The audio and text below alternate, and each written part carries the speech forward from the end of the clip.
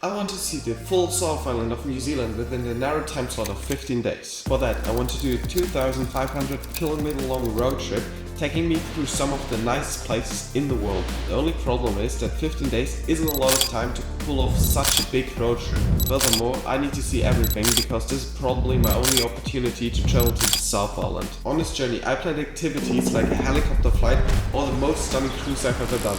But let's give you a sneak peek.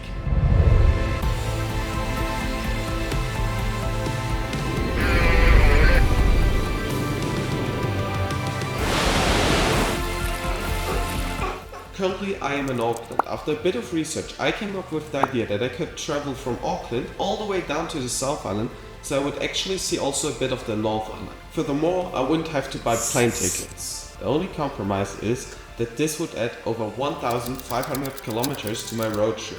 And I would only have 11 days on the South Island, which makes my schedule even stricter. I decided though that this might be a good solution. So we started our journey in Auckland, New Zealand's biggest city and the city I'm currently living in. From there we started with a long bus drive south. Although it was a very long journey, we planned a few stops along the way. We had a beautiful view of Mount Tahara, the mountain next to Lake Taupō. Then we entered Tongariro National Park, where we visited Wakapapa ski reserve, but we didn't have enough time to ski. After that we saw the Taupō Falls, also known as Gollum's Pool from Lord of the Rings.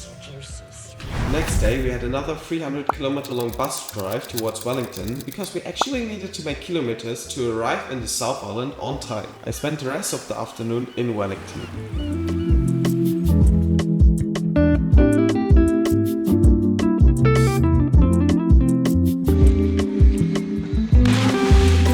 On day 3 we finally arrived on the South Island, but before that we needed to go from Wellington to Picton by ferry. This is supposed to be one of the most beautiful ferry rides in the world.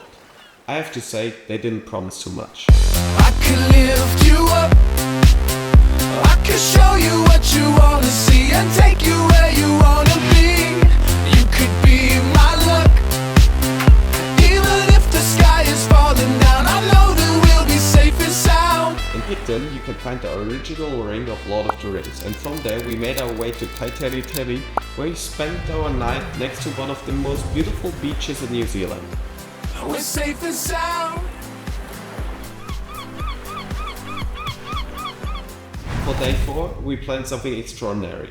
A kayak tour in Abel Tasman National Park. That is my friend Paul. I shared my kayak with him. This was my first time kayaking, and it was so much fun.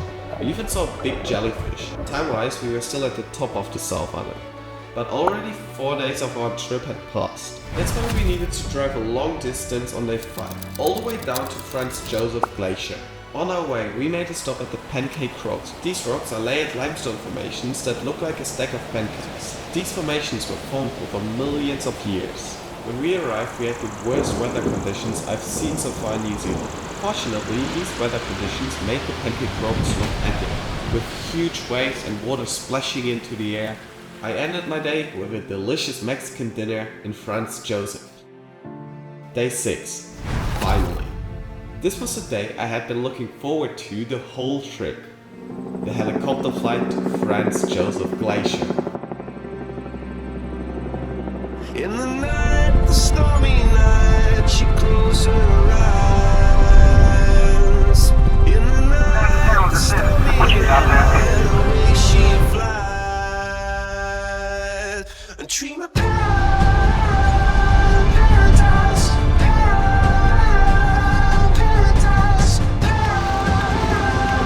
paradise. This was an experience I recommend so much. In my opinion, we could have stayed a little longer on top of the glacier, but otherwise it was amazing.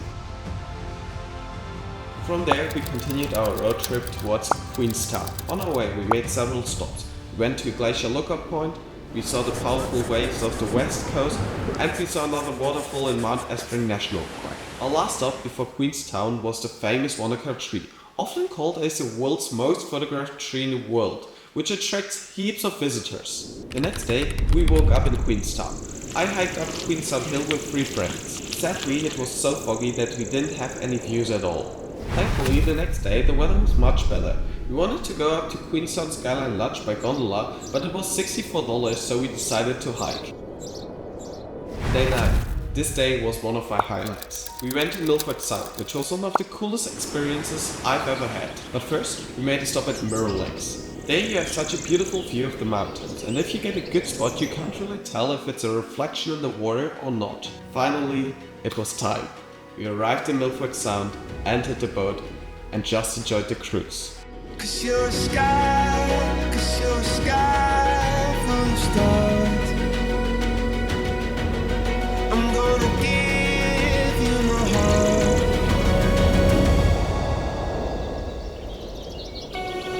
I don't care if you wanna tear me apart. I don't care if you do. Milford Sound was formed over millions of years by glaciers carving into the mountains. When the glaciers melted, seawater flooded in, forming the stunning fjord we see today.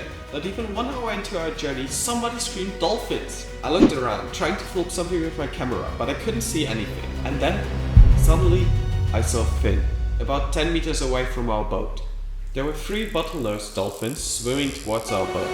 I don't care if you wanna tear me apart.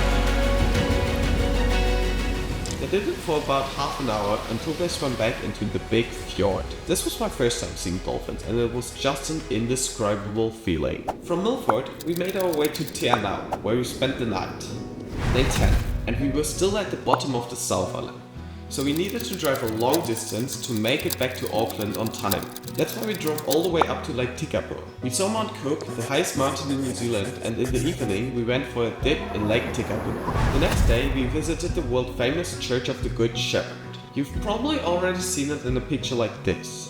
When we were there it didn't look that spectacular, but it was still a cool experience. We spent the night in Christchurch and the next morning we made our way to Kaikora. In Kaikora we went to a seal colony.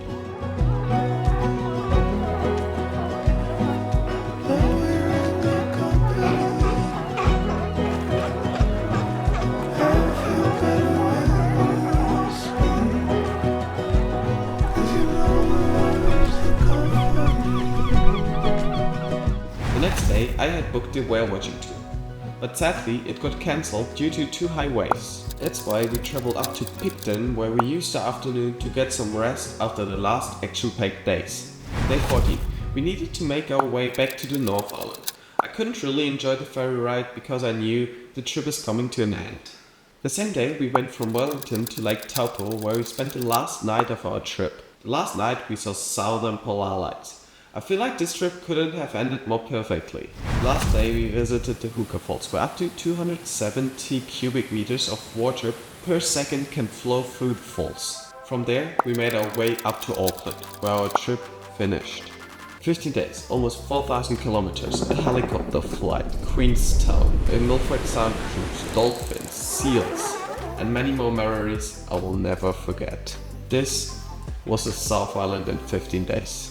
This trip reminded me that traveling and making videos is the one thing I want to do for a living. You live one life, make it one worth living, and do the things that make you feel alive.